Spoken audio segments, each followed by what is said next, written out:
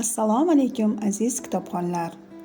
Ohangaron shahar axborot kutubxona markazimizga yangi kelgan adabiyotlardan biri bo'lgan Muhammad Ismoilning Menga so'z bering she'rlari kitobini sizlarga tanishtirib o'tmoqchiman. Ushbu kitobda Muhammad Ismoilning 30 yil mobaynida yozgan deyarli barcha she'rlari jamlangan.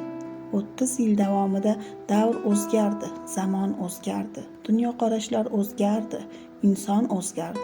Bularning barchasi Muhammad Ismoil ijodidan ozmi ko'pmi aks etadi. Quyida e'tiboringizga havola etadigan kitobimizdan she'rlar shoir qalbining 30 yillik iztiroblari jamlanmasidir.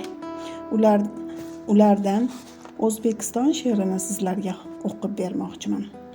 Hayot nima tongda tursam ermak ekan, uyg'onmasam o'tib ketgan ertak ekan. Buncha qisqa deya ko'kka yolvordim men, foydasi yo'q, baqirmaslik kerak ekan. To'xtamaydi taqdir degan to'xtamaydi. Bugungi kun kechagiga o'xshamaydi. Kim soatda tugab borar kunlar, ammo yashamoq muhabbat hech tugamaydi.